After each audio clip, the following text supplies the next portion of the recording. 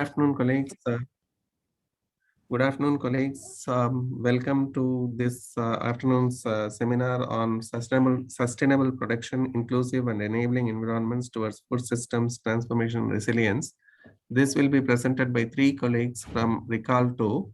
They are Katur Devi will be the first presenter who will be presenting on sustainable rice production in Indonesia, and then followed by food smart city, food wastage, and other FSC approaches by Noni, and coffee and cacao agroforestry by Penny.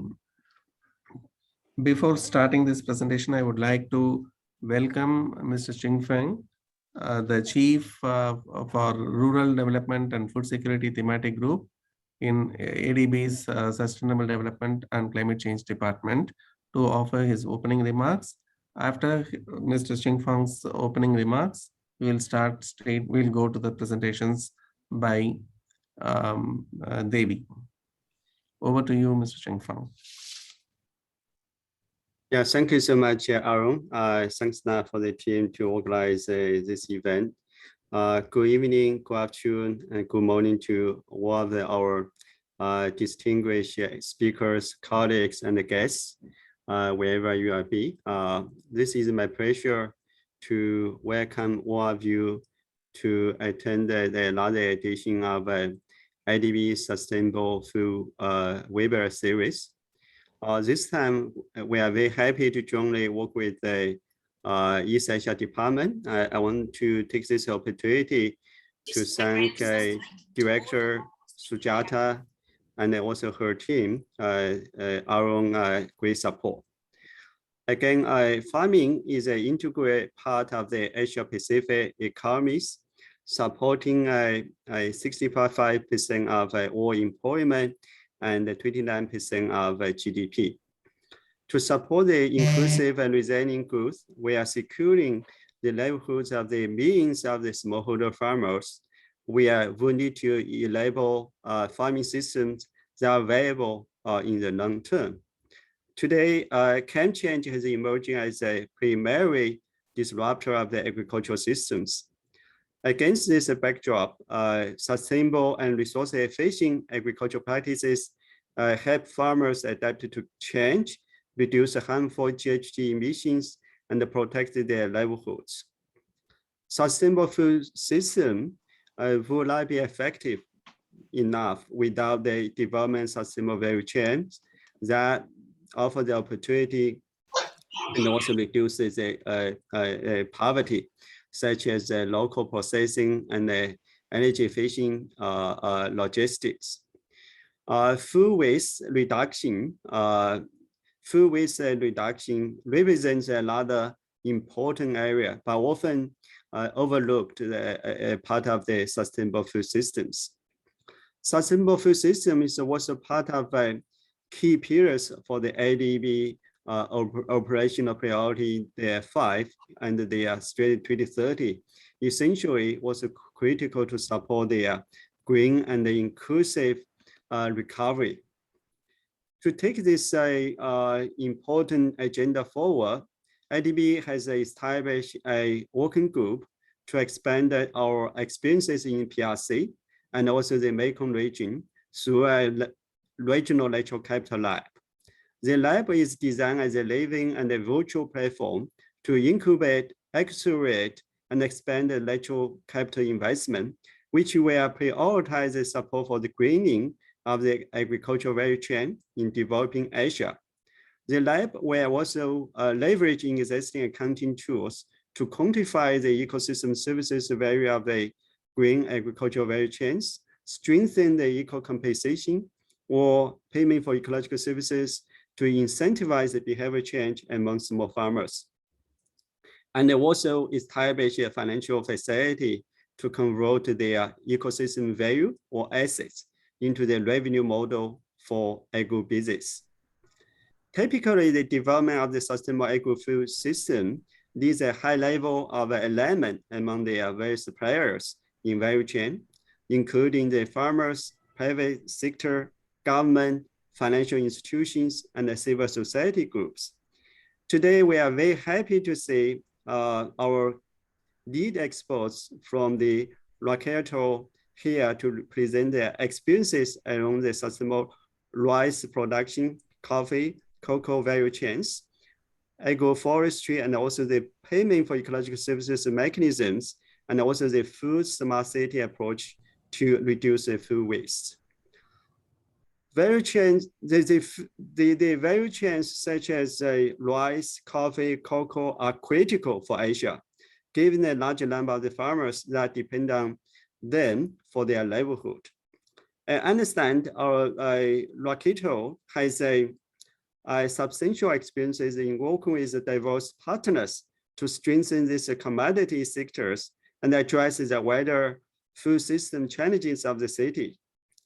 Rikolto focus on smallholder farmers, preservation of the natural assets for long-term sustainable growth, and the innovative approach to urban food security through urban farming, waste management, protection of the circular economy are well aligned with the ADB approach. I believe we could find several areas of mutual interest and the pathways to collaboration between our two institutions to maximize development impact in Asia Pacific. So I look for their excellent presentations from our key experts from the Rikolto, and also look for these effective interactive discussions among their ADB colleagues and also our speakers. So thank you. Over to you, Aaron. Thank you, Mr. Ching-Fang. Thank you for touching on the strategy 2030 and its emphasis on food security and rural development.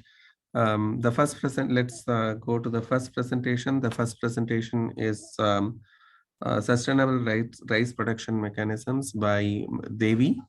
Devi is Katur Devi, and Devi is Global Rice Program Coordinator for Rikolto International. Devi oversees its rice program in 8 countries in Asia and Africa. Previously, she was the regional director for Rikolto in Indonesia, and she will now take us through her innovative sustainable rice production mechanism experience in Indonesia. Over to you, Devi. Thank you very much.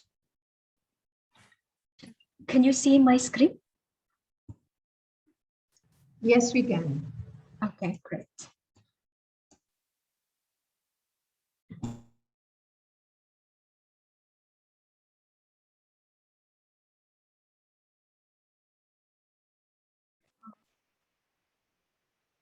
About our global rice program. So this picture, you can see what we want. No, we are not able to see. We are not able. Now we cannot see it. Okay. Okay.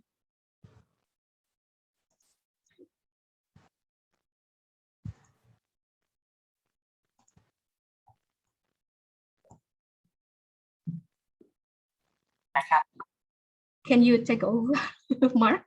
Sorry. Yeah, sure.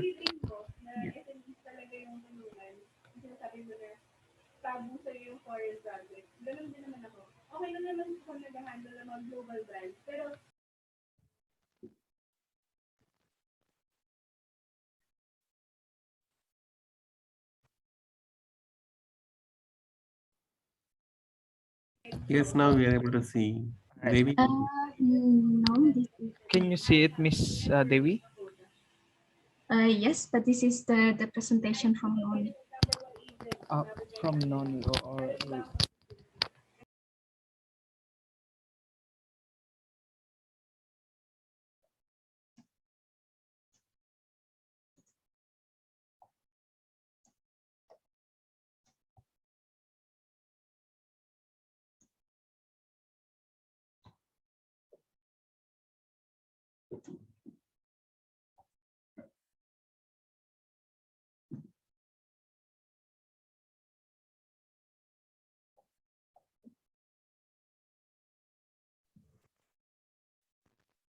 While we're waiting, Devi, what is the name of your NGO mean?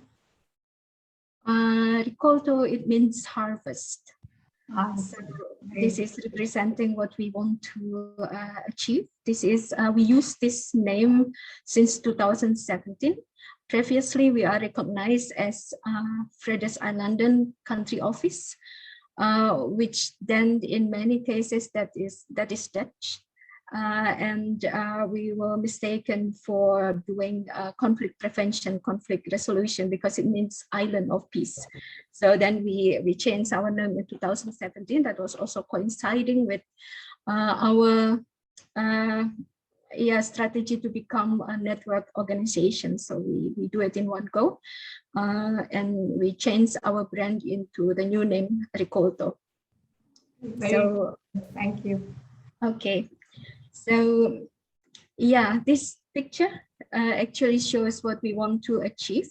You can see that there are farmers, that this is young farmers who produce sustainable and quality rice and who are able to access market and meet the demand of well-informed consumers.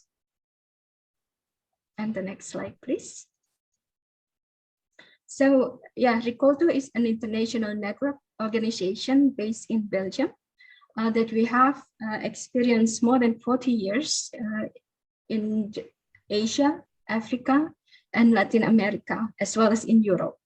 So our missions is a sustainable income for farmers and nutritious, affordable food for everyone. So together with stakeholders, that means farmer organizations, private companies, financial institutions, and other enabling actors, we create innovative ways of producing, distributing, and assessing nutritious and quality food while preserving the environment. So our work is focused on 3 strategic priorities. We empower farmer organizations to become solid business partners and to implement climate-friendly practices. We connect farmers with innovators in the food industries and other actors to explore new ways of doing business. And we enable mechanisms to encourage trust and transparency throughout the food sector. This means also collaborating with multi-stakeholders in rice. Our work, our global program consists of 4. So that's on rice, cacao, coffee, and food smart cities. So basically, this time we will present all these programs, and I'm doing the rice. So Rikolto in numbers in 2020. Can you please move to the next slide? And the next one. In 2020, we reached 109,000 farmers in 16 countries in Latin America, Asia, Europe, and in Africa. So we financially supported 136 organizations and supported 207 farmer organizations to become strong business partners. So yeah, in 2020, where COVID pandemic is really worldwide, affecting all of us, include until now even. But in 2020, we are able to reach 4.9 million of people through our COVID response programs. And we are not the big organizations. We consist only 196 staff, but we work with partner organizations. So in 2020-2021, we developed 1 new strategy for all Rikoltos across the programs. But then each country will have to contextualize it according to the situation of the country. And for the rice program in 2020, we were able to reach 49,000 farmers who are able to sell to the modern market 4,288 metric tons of rice. And the next slide, please. Rice is an important commodity, and that's why it is also an important program for Rikolto. So more than 20% of global populations rely on rice as their source of livelihood. That is equal to 144 million family farmers, of which 90% live in or near the poverty line. And also 3.5 billion populations, this is almost half of the population, have rice as their daily staple food. And the demand increased by 25% in 2050. So under the current rice cultivation practices, the increased demand means increased pressure to the environment. Irrigated rice cultivation uses 30 to 40% of the world's fresh water and responsible for 10% of global man-made methane emissions. So to give an illustration, 1 kilogram rice produced that will cost 4 kilograms of CO2 equivalent of gas emission. Please, next slide. So, Rikolto Rice Program, we work in 8 countries in Asia and Africa. In Asia, it is in Vietnam and Indonesia. And the rest in Senegal, Mali, Burkina Faso, Democratic Republic of Congo, Uganda, and Tanzania. We are planning to open a new program in Benin, also in Africa. So we want to see a sustainable rice sector transformation in order to provide affordable, safe, healthy, nutritious, and sustainable rice, create decent profits and jobs for all actors in the chain, and reduce environmental impacts. So our target in 2026, we wish to reach 100,000 smallholder farmers who produce 100,000 tons of sustainable rice per year. And that these farmers are organized in 100 farmer organizations. And we wish to reach out to 200 young entrepreneurs that are doing businesses around rice. We wish to also reach 2 million consumers with the sustainable rice produced by the farmers.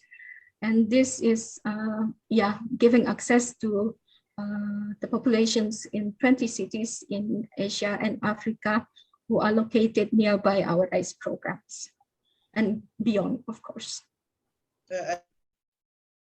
And next slide, please. Next slide, please. We define our strategies into 3 domains of change that are interrelated and reinforcing each other. So the sustainable rice production, that is to raise productivity in a sustainable way, improve farmers' profits, and minimize climate change impacts. And for that, we promote the use of sustainable rice platform standard for rice cultivation. Farmer organization professionalization is also an important element here. With regard to market inclusion, this means inclusion for both consumers and producers, whereby consumers benefit from innovative rice products that are affordable and nutritious, while smallholder producers, including youth and women, are involved in inclusive business relations with their off-takers.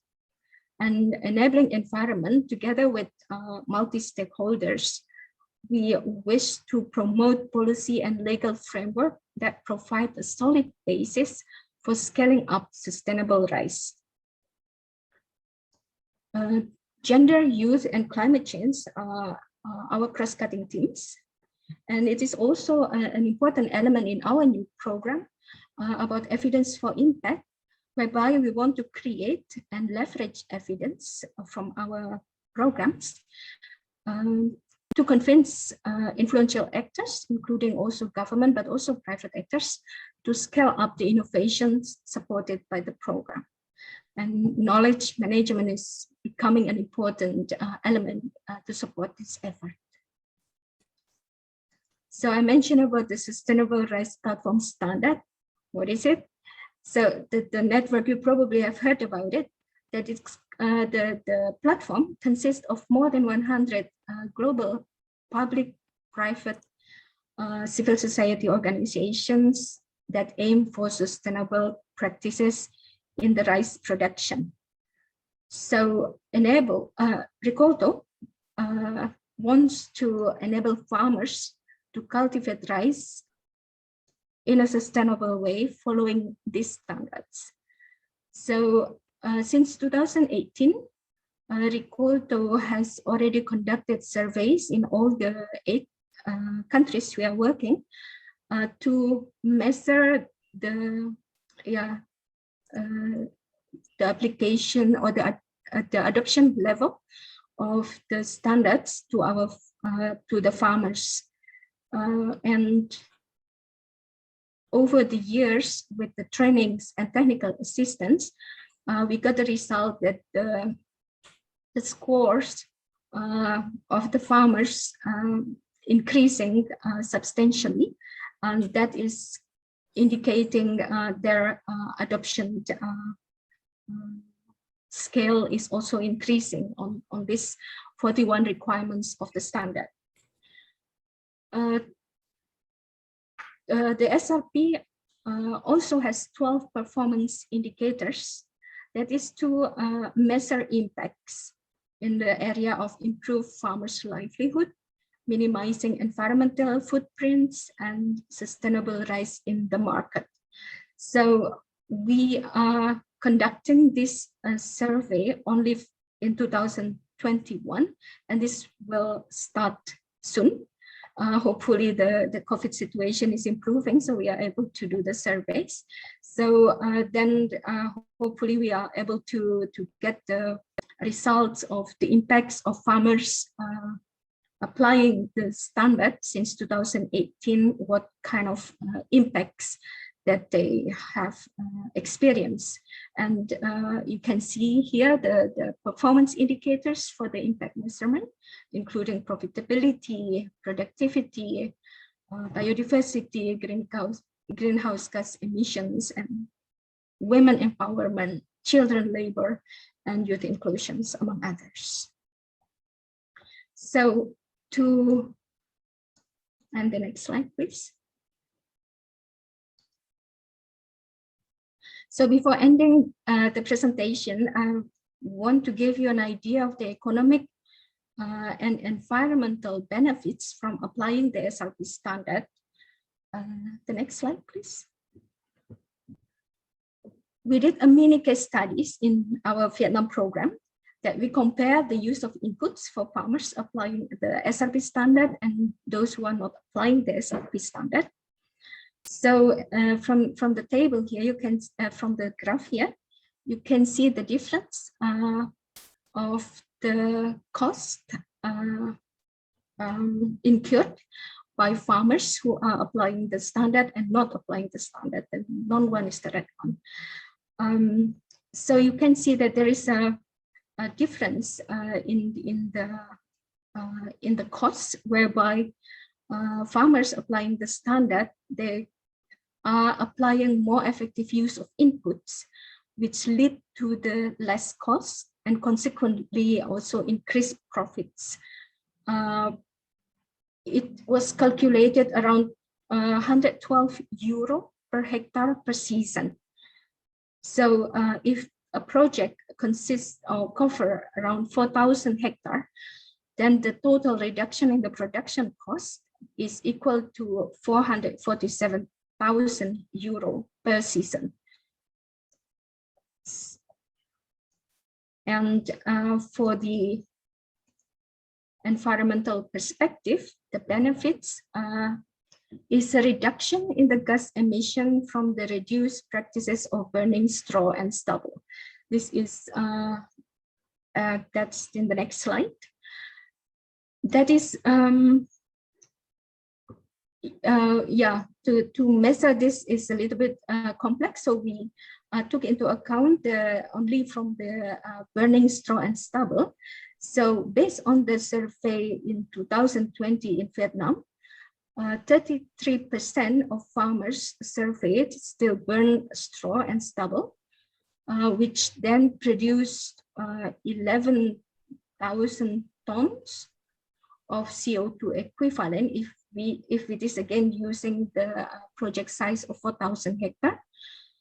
And that brings the emission reduction by 23,316 tons of CO2 equivalent. So this is just to give you an idea of the economic and the environmental perspectives from applying the standard. And we hope that with the once we are finished with the SRP survey for the performance indicators, we can give more information on the benefits. So I hope this gives you a general overview of our RISE program. And if you would like to have more details, I will be happy to answer the questions. And my colleagues from Vietnam and Indonesia are also here to that they can also help to respond to more specific country program questions. I would like to especially thank ADB for having us here. Thank you. Thank you. Thank you, Devi. That was an excellent presentation, and it is you have thrown us very impressive numbers. You have reached out to 100,000 plus farmers. You have an objective of reaching more 100,000 for more farmers, producing 100,000 tons of rice and 2 million consumers. These are all very impressive numbers. And it is also good to know that you are emphasizing on the evidence for impact through your SRP programs. These are very good insights. I would now like to open the floor for some questions. Before opening the floor for the questions, I just wanted to share my observation on the Zoom stability of the Zoom link that we are having today. I faced intermittent blackouts. I just wanted to check whether other colleagues also faced that blackening of screens, intermittent or not? Is it a local phenomena for me alone? It seemed quite smooth for me, Arun. Okay. Here I'm not able to. I face some blackouts. I don't know why it is. It's good that others were able to. Others did not face this. Anyway, now the floor is open for questions.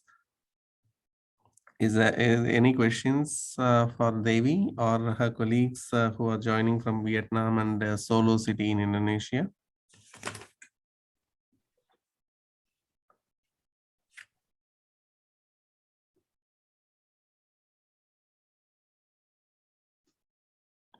Yeah, Kasturi Mukhopadhyaya experienced some blackouts. So there is some problem in the link today we have.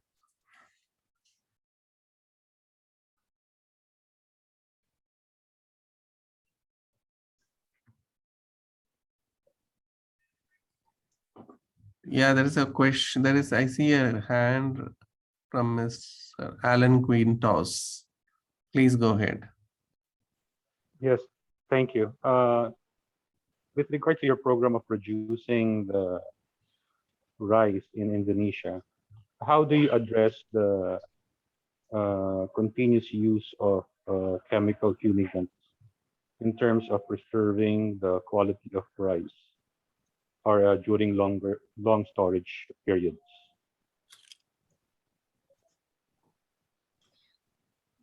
These questions, maybe our colleague from Indonesia, Nana, can respond to it.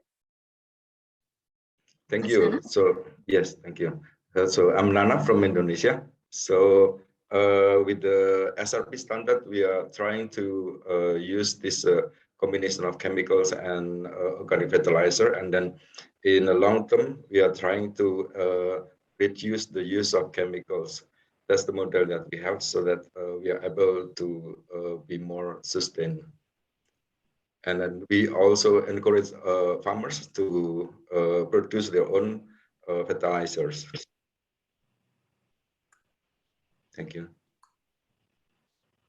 Thank you. There is one more question from Narayanan. Thank Narayanan, you. you want to ask? Yeah, thanks, Arun. I just wanted, Satur, thanks for the presentation. It was quite informative. Just wanted to check with you if your presence in Indonesia and Vietnam, which is today your presence in Asia, are you planning to extend it to other Asian countries as well, since there are quite a few of them that depend upon rice and grow rice as well, and might it might be quite useful for them also to have the kind of interventions that you seem to be making. Thank you very much. That is actually the next step which we are going to do. At the moment, we are also developing our Southeast Asia program in the process. So that means also assessing the opportunities to work beyond Indonesia and Vietnam. But of course, as a Belgian organizations, our main funding is from the Belgian government, but we are also opening for assessing other sources. So if the opportunity presents itself, then we would be happy to also expand to the other countries. But this is something which we are at the moment is also developing. Thank you.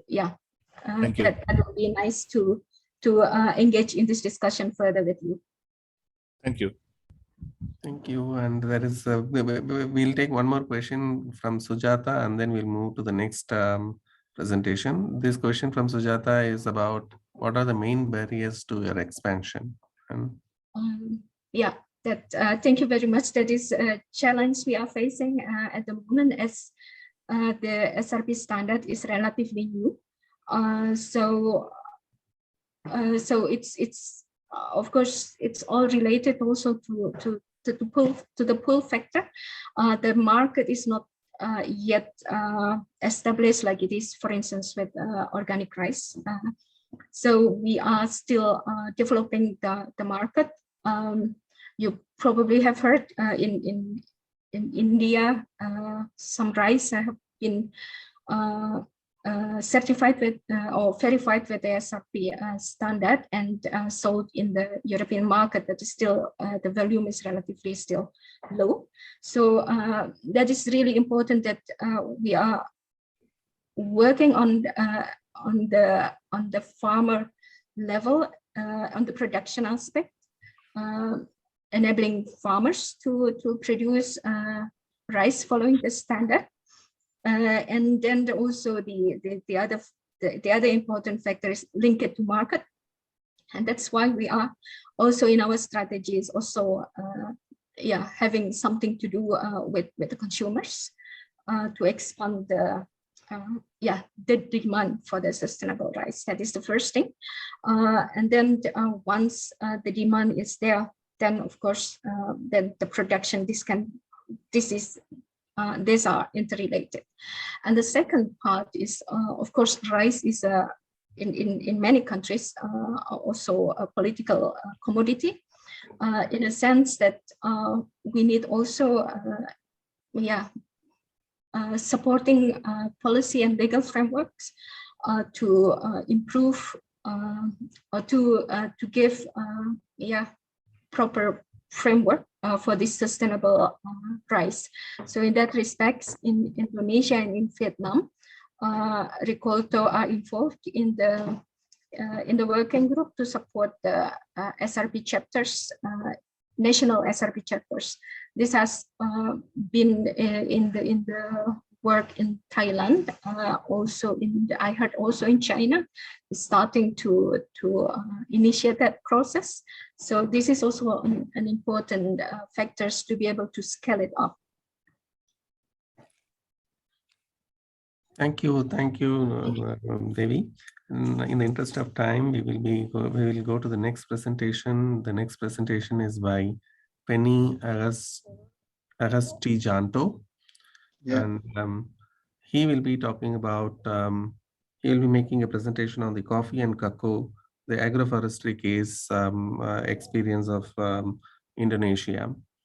Penny, over to you. And I hope that you will be able to manage your slides. Okay. You'll be able to share and manage your slides. Okay, I will share in my presentation here. You see that? Yes. Yeah, but you have to make it full screen mode, please. Yeah, okay. Yeah. Okay. Yeah. Thank you very much, everybody. Good afternoon. My name is Penny. I'm responsible on project of cocoa and cinnamon in Indonesia from Rikolto also, same with Dewi, but Dewi is global level. I'm still in Indonesia. I will try sharing with all of you regarding with how we have another approach in our program related with agroforestry and also the forest. I have a presentation. I have title Protecting Forest with Landscape Management Approach and Agroforestry. Why? Because we work in two landscape in Sumatra and also in Sulawesi. We work around an national park. That's protecting area. So we have main objective is how we have protect to forest with landscape management approach.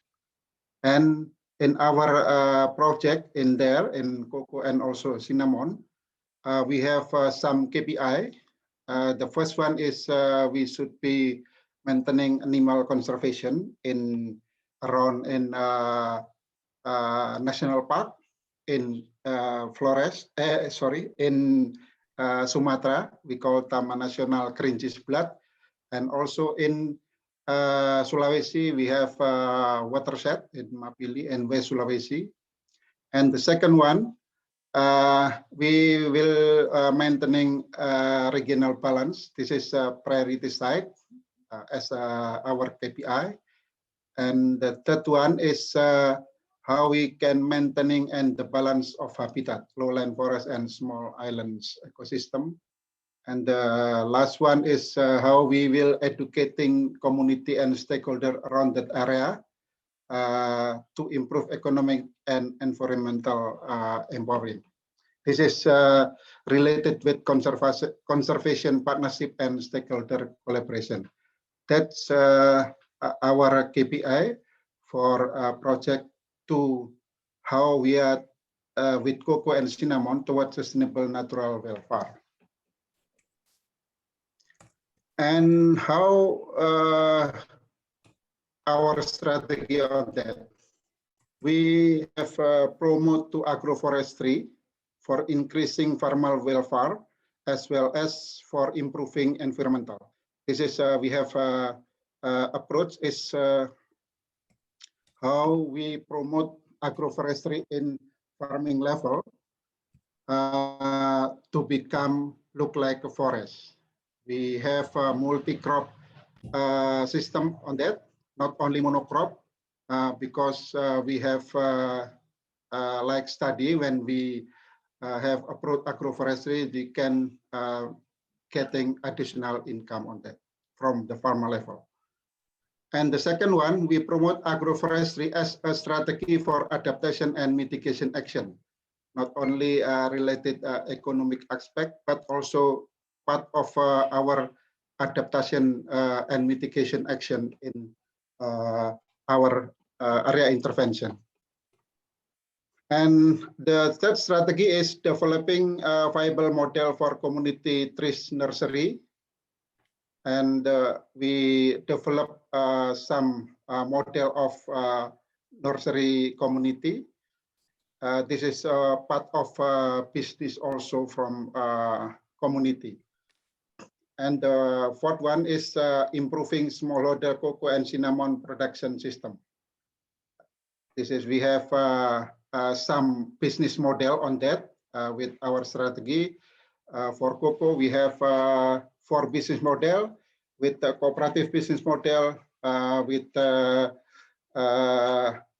village cocoa village model, and also unorganized farmer model. This is why we call unorganized, because they stay in remote area, so difficult when we invite to sit together or make activity together. So this strategy is our team should be come in that house or home in that area. And the last one is our strategy is understanding smallholder marketing system and identifying ways to enhance farmer marketing role. We have collective marketing role. In collective marketing role, we invite the farmer, local trader, and also some another farmer group for sit together and make collective marketing role in that area. And this is our main activity when we develop in a project in that area. Sorry, and this is in Sulawesi and also in Sumatra. How we are when we are going to implementing on our strategy, we have some main activity. We should be preparing MOU of collaborative third parties between Rikolto, government, and private sector. And the second one, we should be set up planning activities of village planning. This is collaborate in village level. And the third one, we're developing an agroforestry model for cocoa. This is part of our follow-up for planning activities from village level. We will develop agroforestry model on cocoa in that area, in that village. And for one, we have another activity is capacity building smallholder cocoa farmer and also cinnamon. This is look like give train to good agriculture practices or KAP, good environmental practices, good nutrition practices, and also make a bookkeeping system for collective marketing and that area. And linking the small farmer to cocoa buyer or cinnamon buyer and measurement of carbon stock at the plot level. Now, starting on this year, we also make activity to calculate the carbon stock for carbon measurement in farming level and also in landscape level. This is the objective is we can have calculate how much the carbon stock in cocoa area with or without agroforestry model. This is our objective on measurement of carbon stock. And the last one is support the analysis of tree-based carbon stock in the area. Yeah, this is a flowchart, our multi-stakeholder platform or program in that area. We get support from platform. After support from platform, what kind the support on that? Just give our supporting like material or information on that. After that, Rikolto going to the community in the forest area, and we sit together with them from farmer group, from cooperative or village enterprise, and also some NGO who work in forest area. And after that, we set up of the planning and give capacity building to the forest community or farmer in that area. We also collaborate with the private sector. The private sector is, we invite them to how we manage in forest area, in protected area on that. And we can bring them, private sector, to going to like to buffer zone. We are showing to them how the farmer or community work to plant tree or anything in that in buffer zone. And after that, after finish on showing on that, the private sector will have a commitment to give some money for give plan for put on the buffer zone area, something like that. And this is a part of payment ecosystem services, how we can services to environment or forest, and the private sector pay on our effort to keep protecting area. On agroforestry, we put on food, coconut, and some vegetable crop. Another things, we also keep on water set in that area. Also, we make study biodiversity in national park on Sumatra and also in Mapili water set area. This is our program, and how the result on that. We have a 3-level result. In farming level, we can optimizing sunlight penetration with the agroforestry model. And the second one, we have minimizing humidity. And the third one, we have maximizing airflow. And the fourth one, we have a result is minimizing pest and disease, and also stimulate flowering in our crop like cocoa, and also another crop in the farming level. And the last one is maximizing yield. And another result in the ecosystem is we can maintaining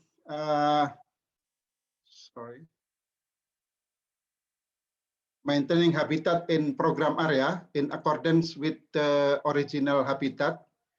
The original habitat includes source of food, water, and shelter, because the animal not only need food, water, but also need shelter for rest, or also for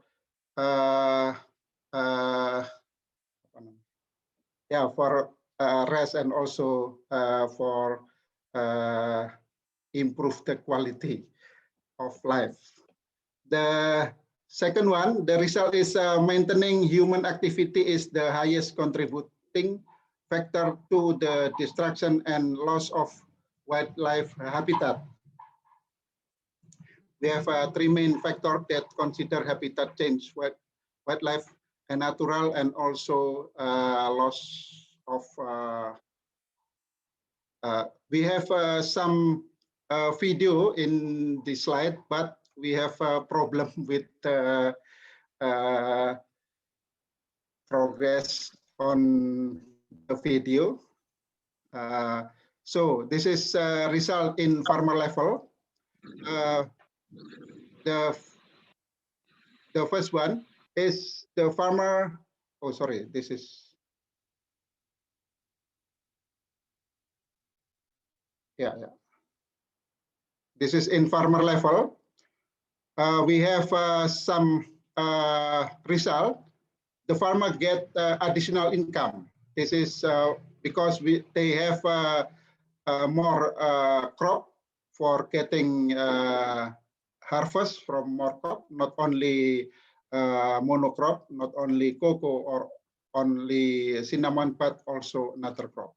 So they're getting additional income. The second one is they have increased knowledge, because they not only how the knowledge for manage of cocoa, but also another crop like spices, the wood crop, fruit crop, and another crop.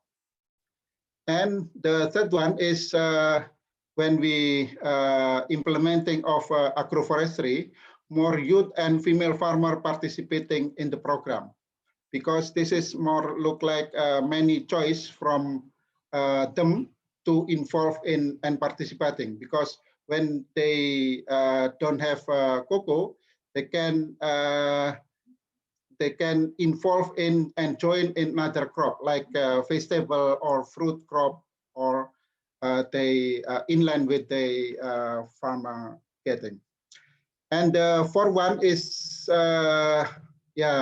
improve networking from the farmer, because they can not only know with the cocoa buyer, but also another buyer, from spices, from vegetable in local until the international buyer. And last fifth one is market appreciate. A lot of market buyer, they appreciate with the model, because that model can many farmer to participate on agroforestry model. And the last one is maximizing yield. This is our area intervention in Sulawesi, in the blue one, and also in cinnamon in Jambi or Sumatra. Yeah, this is our team developed in some area in Indonesia. Thank you very much. Time to you, Arun. Thank you, Penny. Thank you for giving your experience, taking us through your experience on protection of forest with landscape management approach. It is very nice to see that you have results on hand at farmers level, at ecosystem level, and you have this agroforestry model.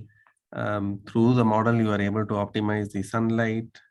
You have achieved minimized the humidity, airflow, maximize the airflow and minimize the pests and diseases, which resulted in increased income for the farmers.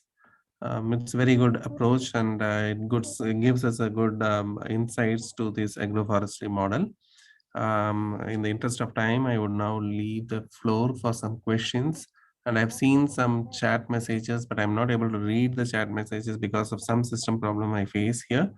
I saw Aravind Arora from India raising some question. Would it be possible for Aravind to take us through his question now?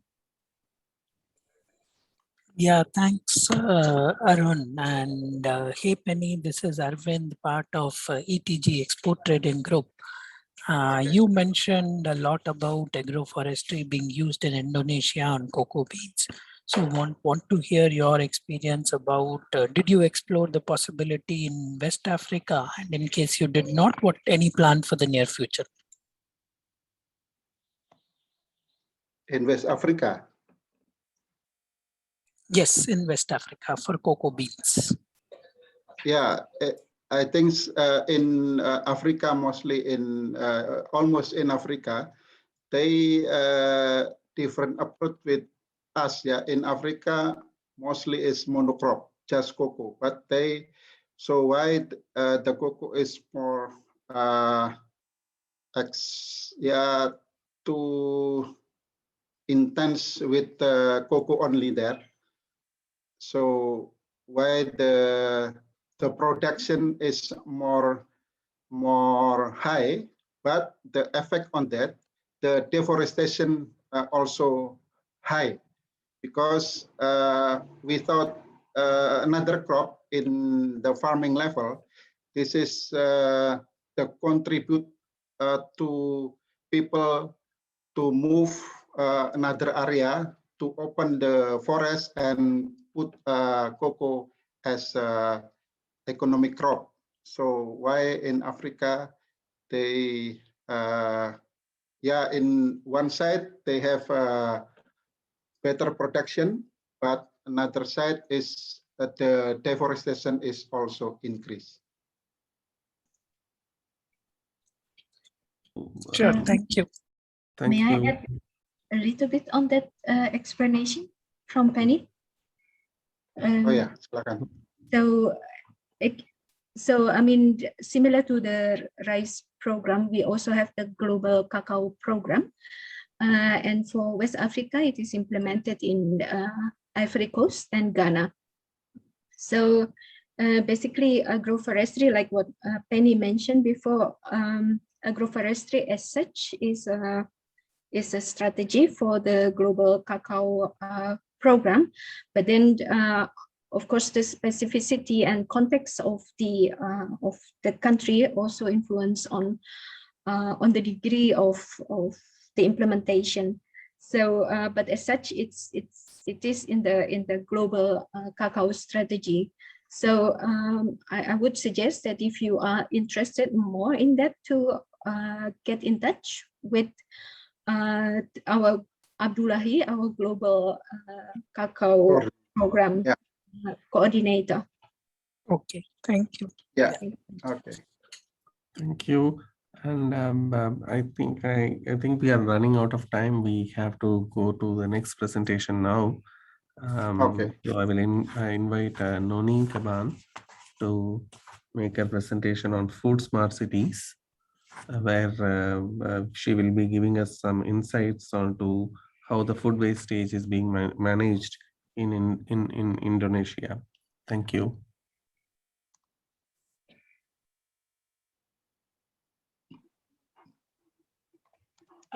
Yeah, so hi everyone.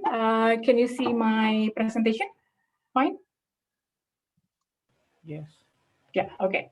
Yeah, so today I will share about one of our initiative on Food Smart City program in Indonesia. So, yeah, so before I go in details on the program, so a little bit different compared to rice, cocoa, and coffee program. So Food Smart City, the focus area is in the cities or in urban area. So why we have this program? Because we know that 3 million people around the world cannot afford a healthy diet.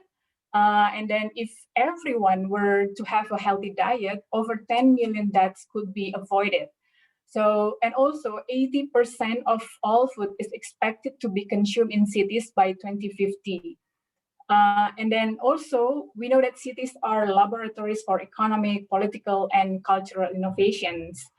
And with this pandemic, recent studies suggested that the COVID-19 pandemic may add between 83 and 132 million people to the total number of undernourished people in the world.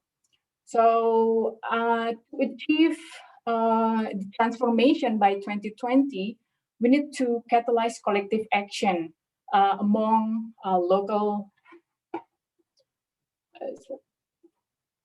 So we need to catalyze collective action among local food system actors to make urban food environments and food supply chains more conducive to healthy, sustainable, and nutritious diet for all citizens. And to reach this ambition, we work under 3 pillars. One is sustainable food production. This is healthy and nutritious food produced in an efficient and sustainable way. Second, under inclusive markets, urban food markets are inclusive of all smallholder producers, vulnerable citizens, youth, and women also part of the program. And then enabling policy, financial, and normative environment at local, national, and international level initiative, healthy and sustainable and nutritious diets. So this is under the pillar of enabling environment. So this is similar to what Dewi have mentioned before. This is how we, the strategy of our program. So under Food Smart City, we have 5 flagship program. Food markets for all, generation food, food citizenship, circular food economy, good food at school. So again, when we implement our project, we co-create and test concrete business cases. This is to incentivize the production and consumption of healthy, sustainable, and nutritious food. And then after that, we facilitate the documentation for sharing experience, peer-to-peer learning among cities and businesses, and in close collaboration also with our strategic allies. And then we leverage our experience and evidence from the ground to create national and international policy and investment frameworks. So, as I mentioned before, I'm going to give one example of our initiative under circular food economy. So, this project, this initiative, we facilitate the development of circular business models that transform food surplus into new product, or we donate the food, and also to reduce food surplus, food waste. So, so the food donation can be reach vulnerable communities, so they can gain better access to nutritious food. So before I go into the initiative, let me give you some fact about the area where we implement this project. So this project, we implement this project in Bandung, West Java. So Bandung depends on 96 of its food supplies from other regions. And then not only that, Bandung is, oh, it's not moving. Yeah, sorry. So Bandung is the third most populous cities in Indonesia. And Bandung also produces 930 tons of food waste daily, and 63% of them are total, this is 63% of the total waste, yeah, 930 tons. So in Indonesia, the total waste produced in Indonesia daily is 185,000 tons per day, or in average, according to the government, 0.68 kilogram per person per day. So later you will see the impact or the result of the project resulted in food waste. So to overcome, or one way to solve the problem of Bandung source the food from outside Bandung, and then they are most populous, and then they produce food waste more than 900 tons per day. So we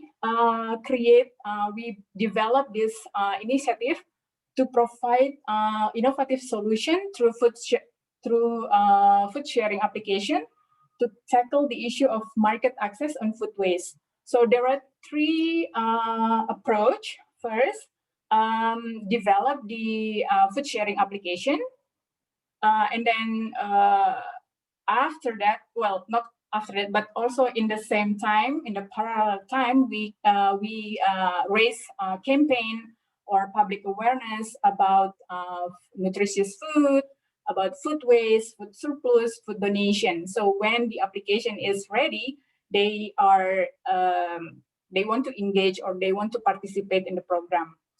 And then we also create or have this community empowerment. This is to get their motivation, yeah, to participate in the program, because in this food sharing, we will involve many stakeholders during the process. So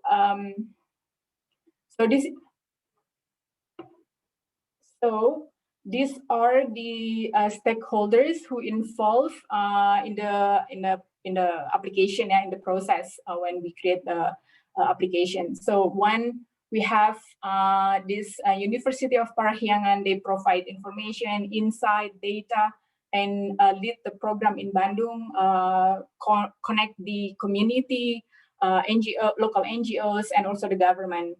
And then we also engage more than 100 food vendors who also impacted due to the COVID-19 because of the restriction. They cannot sell, so there's no income for them. So we invite 100 SMEs. And then local NGOs, Banabi Foundation, Yayasan Ketapang, and also 150 households. This is so they can participate under the urban farming. And then GoPay, this is partner for the financial process in the application itself. And then we also engage with the city government of Bandung, and then the Department of Agriculture, and then Department of Communication and Informatics. Yeah, so because we have limited time, so I will just go to the result and then we can discuss later if you want to know the details. So like I mentioned before, we create this application. So Badami Food Sharing is an application provide features to, like the features is like financial transaction, marketplace, donation, crowdfunding, inventory, stock monitoring, and point of sale. So this is not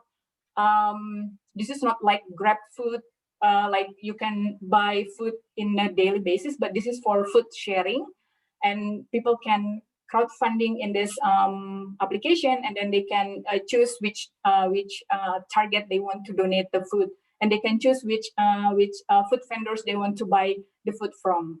So in this application, 101 SMEs or food vendors registered to this application. So during this COVID-19, it's really helped them, because before they cannot make any sales, but now with this application, they can like people choose from this application where they want to donate and which food they want to donate to certain areas. Like there's a research also conducted by GoPay, one of the financial institution in Indonesia. Yeah, the research shows that during the COVID-19, the number of people donate increased by 70%. So with this application, it really helped the SMEs. And through this application also, so this program started in October last year, but it runs starting January to April. So we can say like it's running smoothly for months before, with the data. So the data here January to April. So within 4 months, number of food donated around almost 800 kilos of food. Okay. So otherwise, that food will go to landfill. Yeah. So result number 2, the awareness. So I will not go into detail, but as I mentioned before, it is important to also have a campaign to get the people awareness, and they want to participate. So we provide information, tips, quizzes related to food waste and food donation. And the result number 3, community empowerment. So this is the urban farming initiative. So when we conduct the urban farming, we conduct a training like 30% like theoretical material and 70% practices. This is even to create this, we have to conduct like human-centered design process. So they are willing to participate in the process, and it resulted quite positive, because I can say like 90% of the household participate the program from the beginning to the end, and within that 150 household, they are able to transform the food waste into fertilizer, and it results 3.3 tons within 4 months. So if I calculate per household, they reduce about 8.18 kilos of food waste. So compared to the national data before, 0.6 kilo food waste produced per day in Indonesia. So I can say like 30% now the household in this area reduce their food waste. Instead of go to the landfill, they process into organic fertilizer. So And also this project already get the interest by the Bandung government. So now we are in the process of discussing to make the tools or modules for this initiative, and then the Department of Environment will implement or scale up this under this City of Bandung project. But this is still we are discussing the model, like how we can put this into a city level project. So I think that's what I can share, like in 10 minutes. If you have any question, let me know. Thank you.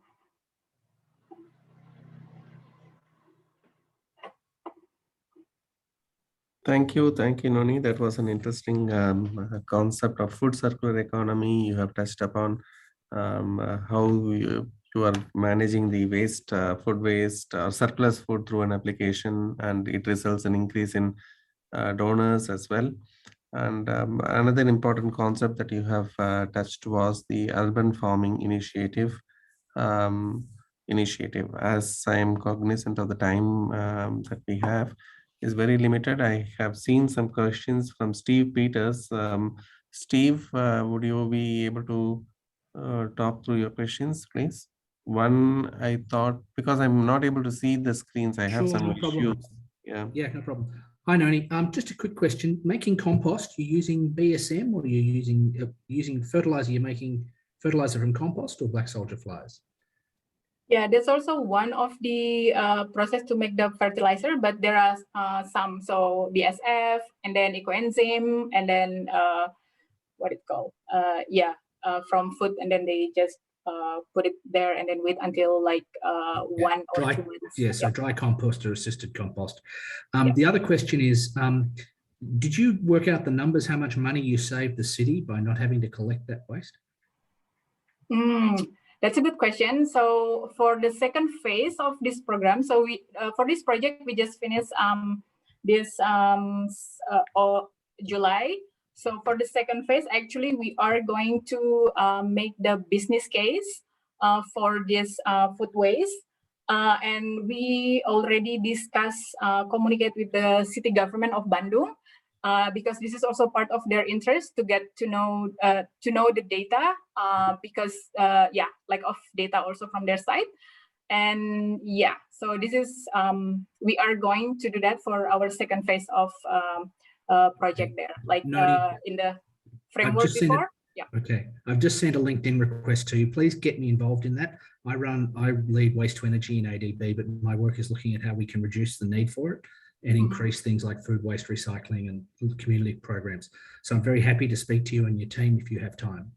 Great, yeah. So I can get your contact from Arun, I believe? Yeah, sure, no problem. Please feel free to reach out to me. I'm very happy and keen to talk to you, especially about the app side and how you teamed up with GoPay. Okay? Yeah, sure. Thank you. Thank you, Peter. And is there any other, and there was another request for sharing the presentation. I think the RDFS colleagues will do that. We can share your presentations to those participants. That will be done by our RDFS colleagues. Since we are running out of time, I would now request Sujata to chip in and provide the closing remarks. We had an excellent presentation today from the 3 colleagues of Rikolto. Okay, thank you, Arun. I'm also having internet issues, so I think I found that my phone connection is the best, so I speak from there. So fascinating presentations, all 3 of them. So I think at Rikolto, you guys are doing excellent work. And what was very interesting is all the 3 present win-win solutions. So as Steve said towards the end, that you haven't done the business cases yet for the production of fertilizer, but there's no doubt that this is going to come out right on top. And similarly for the rice production, we saw the costs were lower using this methodology, and you're producing this in a sustainable manner. and similarly for the agroforestry. So, and I think what's very good in your approach, all your approaches are that these are very well-rounded, and in terms of you look at all the stakeholders, and so you're covering all aspects. So I'm very confident that you will be very successful in your initiatives. And we will share your presentation within ADB and see where we can incorporate some of your ideas in our project to start off with. So you've set yourself very ambitious targets, you know, as Arun remarked, 100,000 small farmers you're going to approach. And what really I liked was the fact that of these 50% would be women. So excellent work, keep it up. And I'm sure we will stay in touch, ADB and your teams, to see how we can incorporate some of these ideas, and I would say initiatives. They're beyond ideas, they're beyond concepts into our projects. So with this, I wish you all the best and good success, and look forward to collaborating with you. I would also like to thank our RDFS colleagues for organizing this session. And as I said, this is really knowledge sharing, and hopefully it will be transferred into the development programs of ADB. So thank you once again, and the session is adjourned. Bye-bye. Thank you. Thank you. Thank you. Bye-bye. Bye. Bye. Thank you, everyone. Bye.